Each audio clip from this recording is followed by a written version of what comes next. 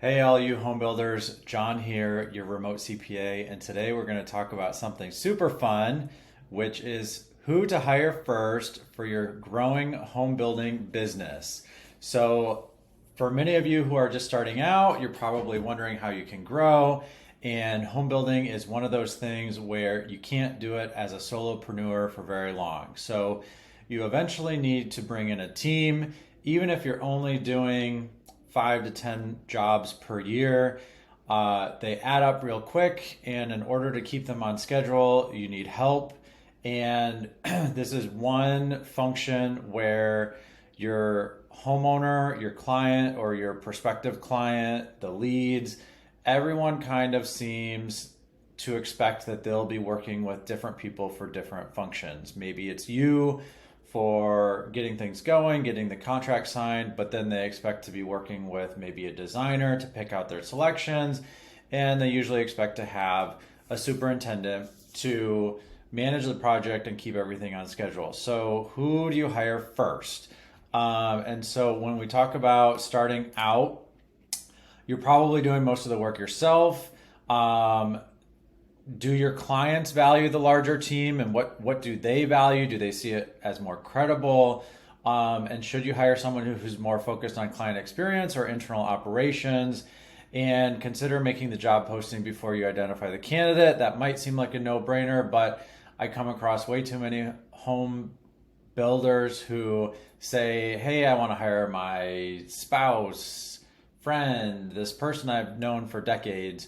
And all of this has to be accomplished while adhering to a budget that you have. I once heard someone say budgets are like buttholes.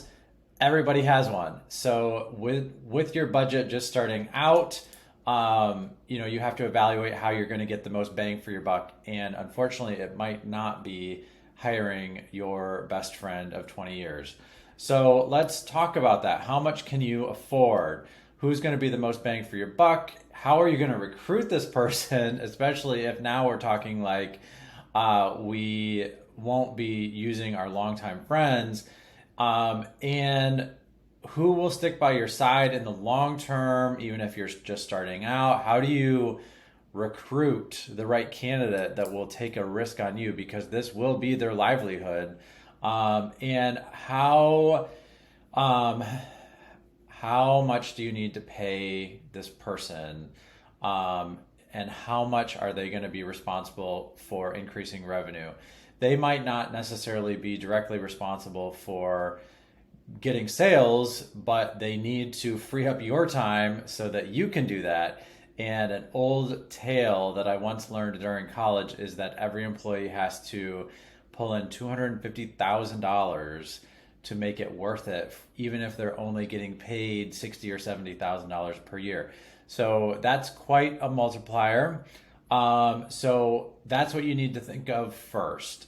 So I would as you're starting out, I would make your home building business budget and forecast probably at least every 3 months. You need to do an update, and you want to include all of your ongoing jobs, and you want to create realistic goals of how many more jobs you can do between now and the end of the year, what those jobs are going to cost you. And then when you start finalizing that bottom line, your net income, you can get to you can start to see an idea of what kind of surplus you're going to have in order to hire someone.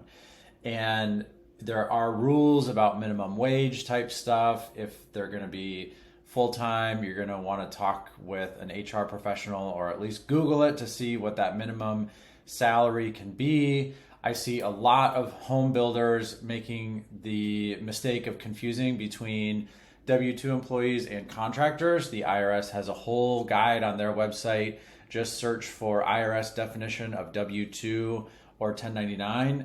And basically, if you have control over when the person will work, if you expect them to answer emails after hours, and if they are serving you as their only client, then they are the definition of a W-2 employee.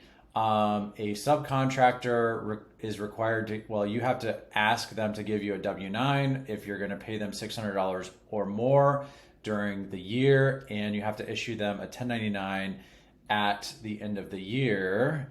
Side note, watch out for paying employees as W-2 and 1099 contractors. That turns into a slippery slope, and the IRS is really looking to curtail people avoiding payroll taxes. But it all feeds into how much you can afford. So keep that budget in the back of your mind. And as soon as you get to a profitable enough place where you can hire that person, you're going to want to make a move that's going to multiply your investment. You're also going to want to remember that most employees really don't start paying for themselves until at least 6 to 12 months on the job. So important considerations. Next, and keep in mind, this is all my personal opinion, just based off of what I've seen other home builders go through.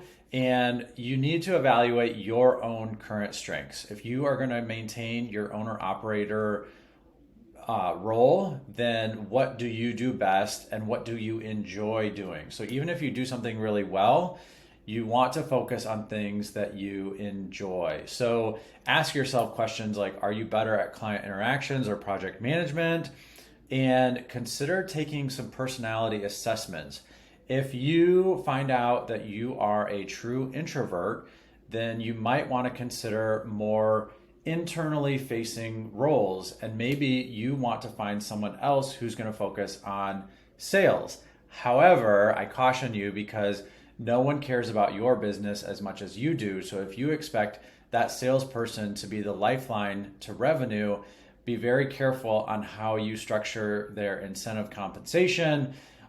They probably need to be on some kind of commission or bonus structure so that they get paid based on how many leads they generate, and especially how many successful leads they convert into jobs for you. So think about that overall. What are your strengths? What do you enjoy doing? And how are you going to package up all of the tasks that you don't like to do and assign them to your new employee? Next, I think you should identify the functions. So when we started, we talked about how every home buyer is going to expect you to have certain functions within your company. Maybe, like I said, one person helping with selections, one person with schedule and operations, you being the owner. And I see all too often a home builder forcing a candidate to fit into their business when instead they should be inspiring the candidate to fit into the role. So identify your fundamental functions. So all home builders need new leads. So that's under marketing, because eventually you should already be thinking about your next job before you start your current job. You need to have a constant pipeline. We all know how this goes. Homeowners can be slow, they drag their feet. So you might need to be in contact with someone for months before they're actually ready to sign.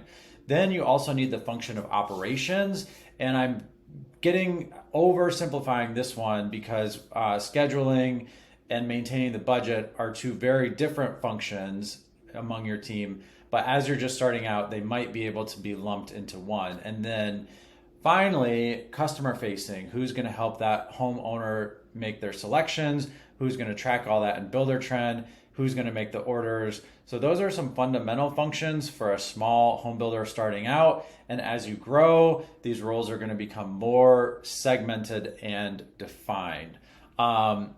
Make sure you develop systems for as much as possible. And just keep in mind that your staff is going to ask you about any situation they encounter that doesn't have a system. So you can create a very basic system, but if it doesn't encompass all of the situations that staff member is going to encounter, you're going to get a lot of phone calls and emails and disruptions, and you want to pass off as much as possible to that person and have them working autonomously, making decisions on your behalf, and you want them to be similar to the decisions that you would make. So make sure you do a good training program and make sure you give them the systems so that they don't have to constantly be bothering you. When you go to make the move to hire, make an org chart first so you know what those functions are and who you want, or the type of candidate that you want to fill each role. Require the candidate to go through a regular application process, even if you've known them for years. I see all too often someone hiring their friend, that friend that they've known 10, 20 years, make them go through the application process and also do a background check. Always a surprise what you might find about people. And if anyone is going to be handling heavy machinery or equipment, you want to know about their past. The other thing you could do is a paid trial week. So you say, hey, I'll pay you $1,000, come to work with me for a week.